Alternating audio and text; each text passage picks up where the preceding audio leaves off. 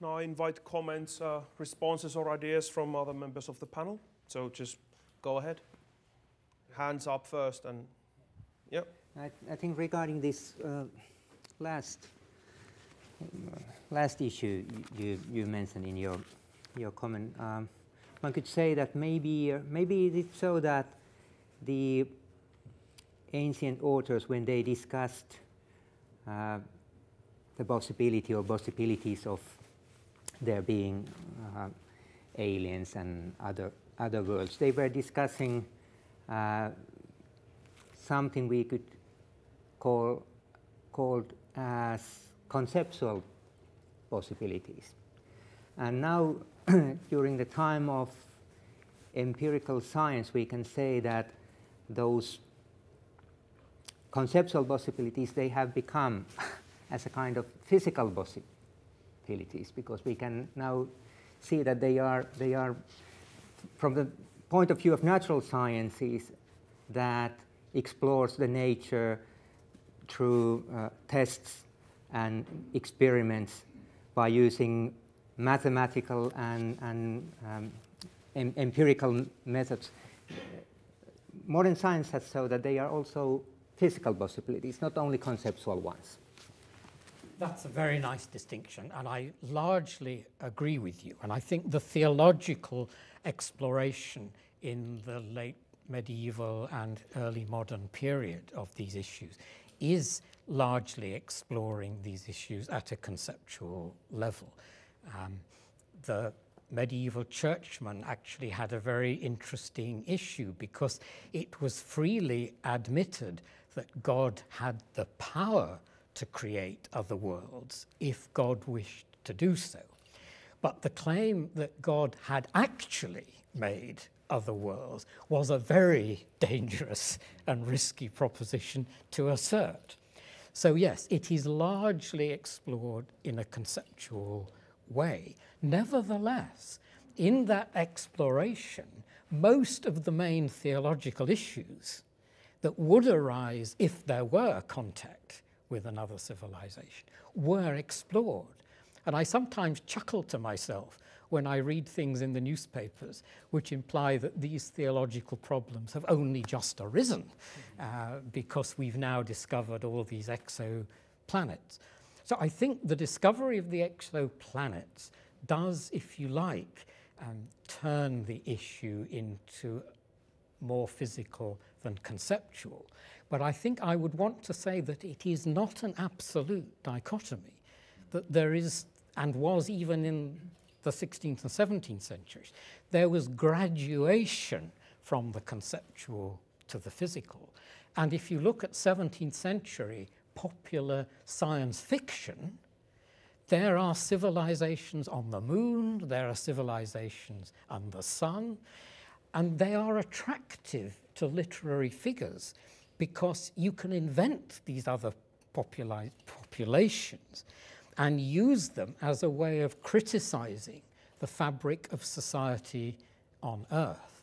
And part of that critique may well be to expose the awfulness of the church, because it was used in that kind of way. If only we were on the moon, we would be living in a secular society without troublesome priests and the likes of it. So the idea of life on other worlds has been a really interesting and fruitful one, both in exploring conceptual possibilities and exploring theological possibilities, and in critiquing forms of human society. And they have been some kind of social utopias. Yes, exactly. Yeah.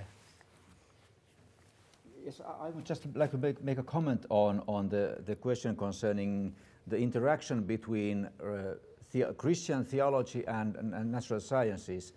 I guess that now we enter the field of the philosophy of science, and if I remember right, in the book which just has been published, there is a chapter concerning the myth that the Christendom or the Christian theology is the main reason for the existence of modern science, and well, I made my dissertation on a Scottish theologian called Thomas of Torrance, and he presented the conviction that actually it is the Christian theology which has imported the most important framework of mind into the fabric of Western science as we know it nowadays.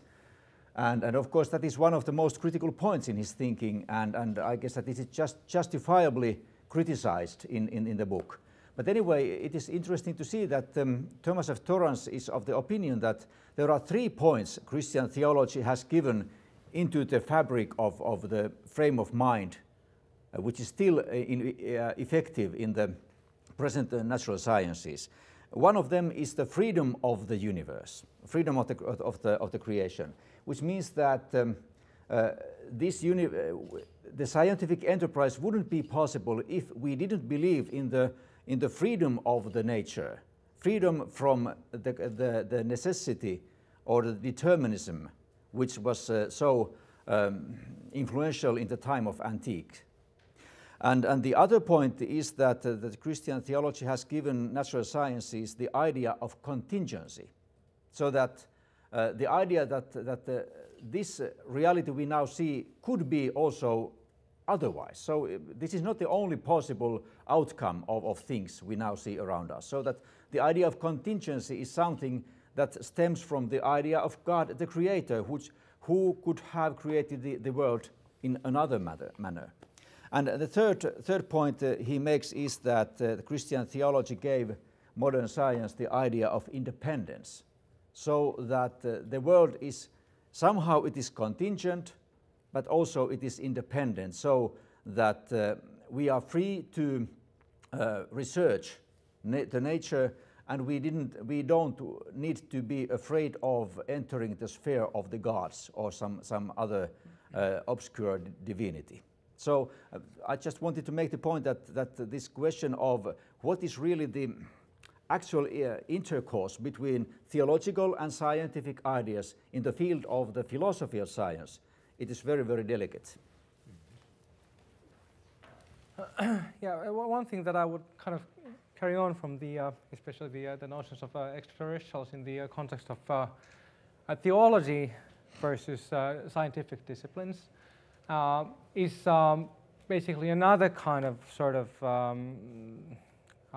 what's the word, a schism between evidentialism and fideism. And like I said, I'm a bit biased because I'm perhaps too much of a banner-bearing fideist to be able to be sufficiently charitable to both positions. But one thing that bothers me a great deal about the evidentialist argumentation is, for example, if you take a look at the discussion on intelligent design, which is like laden with many arguments that are, pretty good to begin with.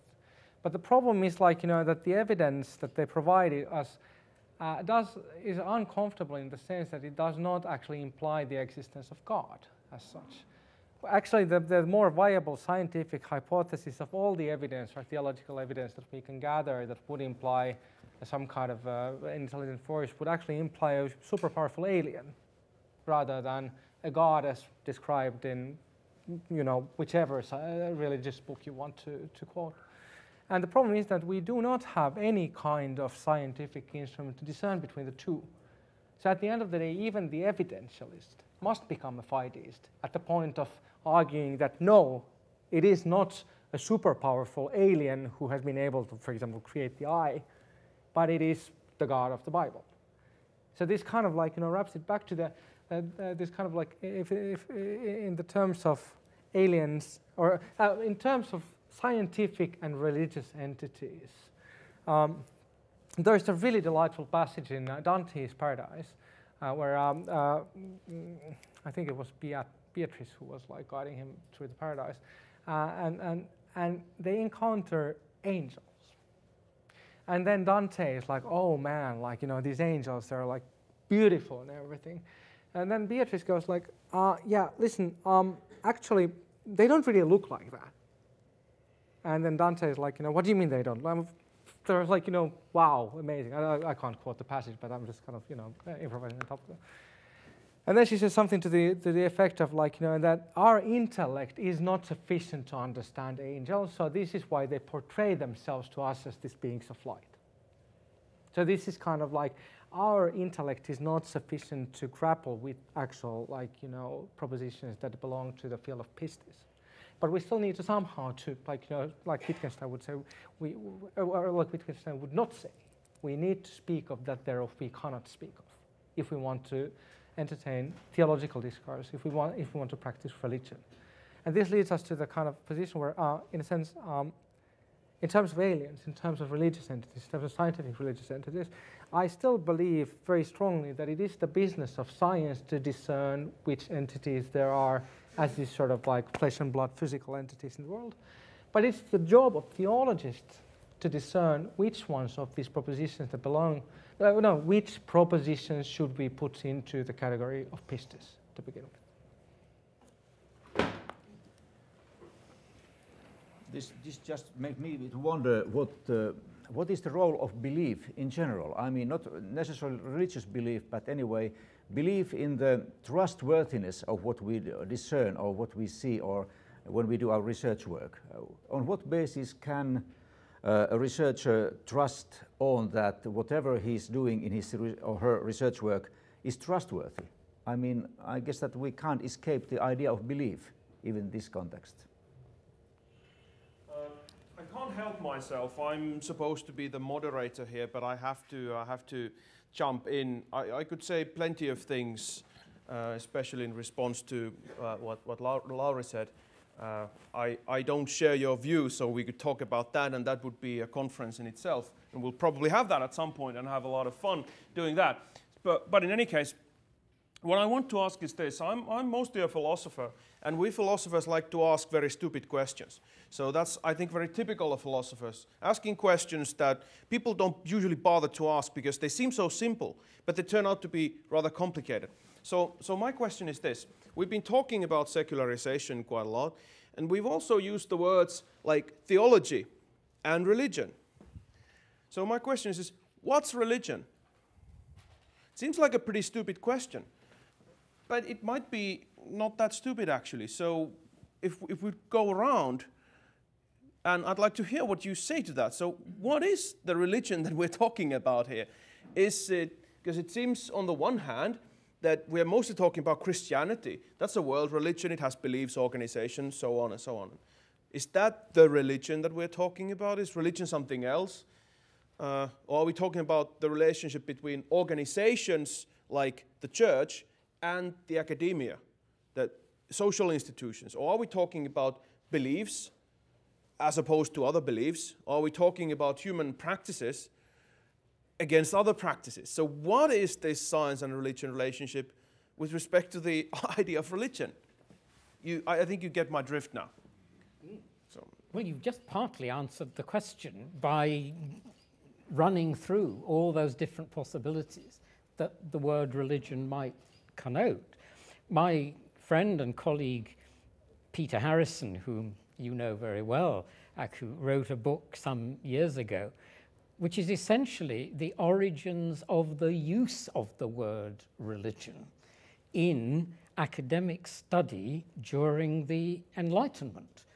And Peter Harrison's view would be, I think, that there wasn't any religion in any modern sense of the word until that period in European history, because there was no need for it. You know, there is a sense in which you didn't see your religion in relation to other religions. It's only when you start looking for characteristics that might be common across a range of different cultures that the concept of religion might actually be useful in terms of defining your taxonomy. So your question is a very profound one, Aku, and I think we do make a lot of trouble for ourselves by using the word religion in very loose ways. But we make a lot of trouble for ourselves too when we use words like spiritual in a similar kind of way. We think we know what we mean when we talk about the spiritual life, but actually to place it in the singular, as if there is a single umbrella under which you can put concepts of spirituality. It's a piece of scaffolding, isn't it? It helps us to get into the discussion, but the idea that it really gives us something tangible we can grapple hold of, that I think is much more elusive. But let's remember the word religio, did it not originally mean the binding together of people who perhaps shared a common set of values or beliefs? So we could still try to define the word religion in terms of its original meaning. But for sure, we've got so many religions in the world. And if you go to North America, you know you've got almost as many religions as there are people. So it's a real question you've asked. I certainly don't have the answer.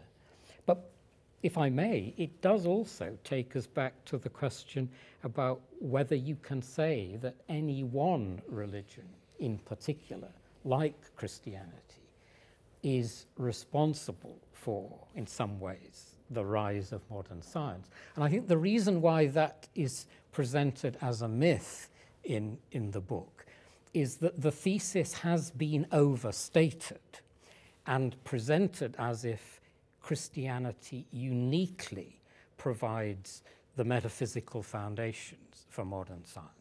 Whereas you have only got to look at the great flowering of science within Islam in the 10th, 11th, and even 12th centuries to realize that it's not a uniquely Christian product. Now, it might be, as Isaac Newton said, and I've always found this a very interesting proposition, that it's only in the monotheistic religions where you find something like modern science.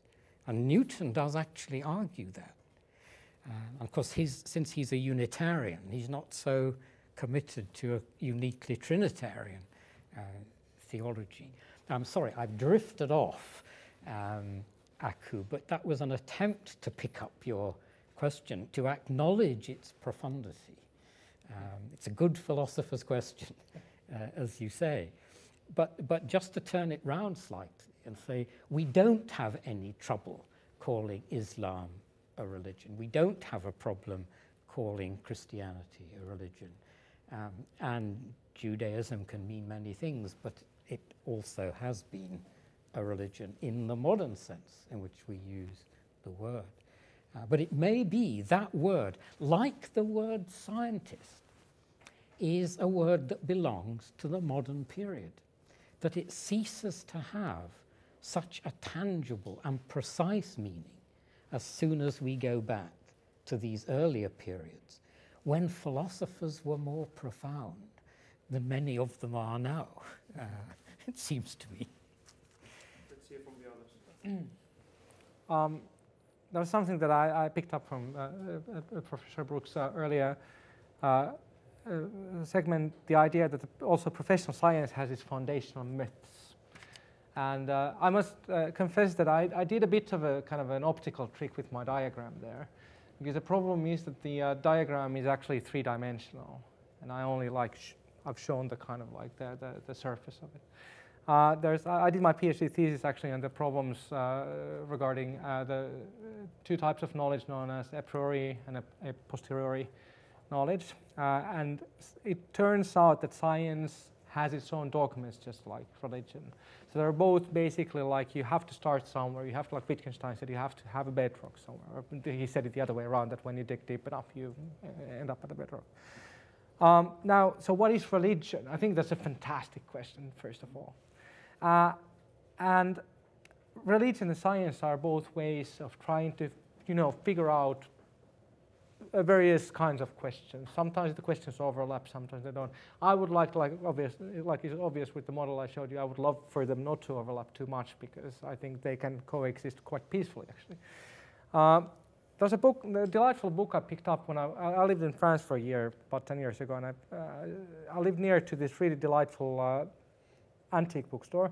And one day I walked by it, and there was this book by Dalai Lama that I kind of like, you know, I noticed, and then I bought it and took it to home. It was about 100 pages long.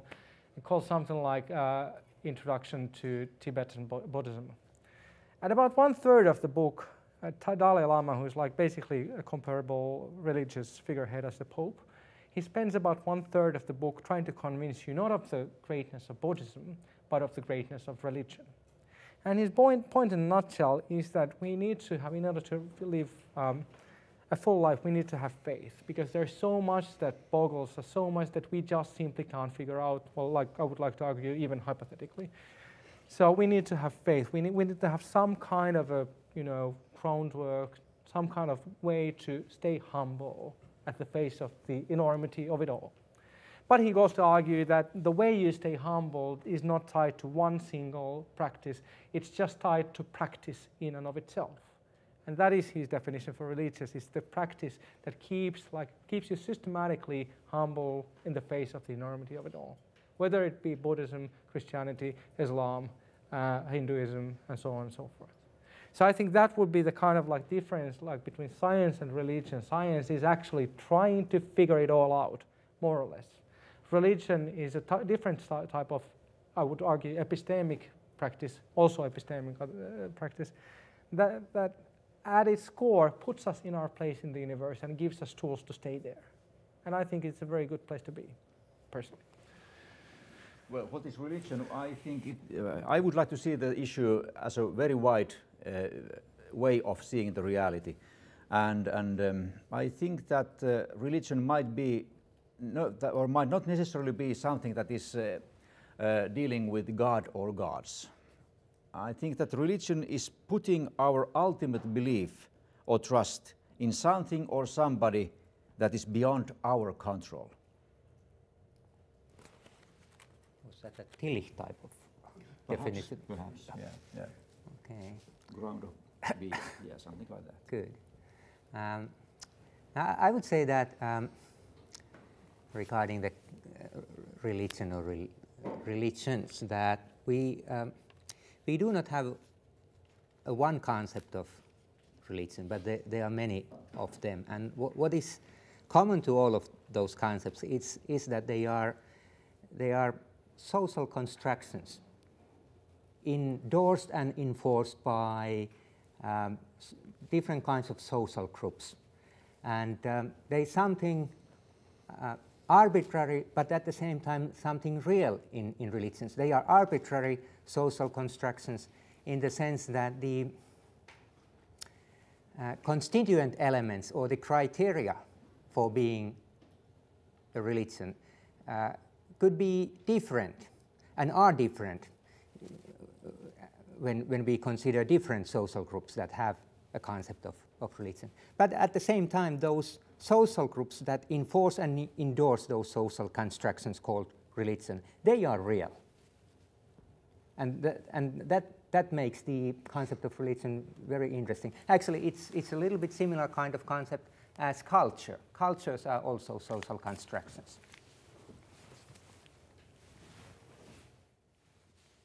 All right, thank you. At this point, I was planning to invite questions from the audience, and I do humbly apologize that we simply didn't have time today. So what you can do is that you must have a lot of questions. So write them down and come back tomorrow. And we'll have another panel tomorrow, and I promise that we'll arrange more time for questions from the audience. And tomorrow what we'll do is that we'll keep on discussing these themes that we've started on today. We'll, for example, discuss issues having to do with Charles Taylor's theory of secularization. There will also be a few historical talks on having to do with the relationship of secularization and Reformation, and also on science and natural philosophy and theology in the Middle Ages. So we'll be revisiting most of the themes that we've taken up today. But we conclude the day by thanking all the panelists for their comments, and it's nice to see that people have enjoyed this discussion, and I hope you'll return to us tomorrow. Thank you.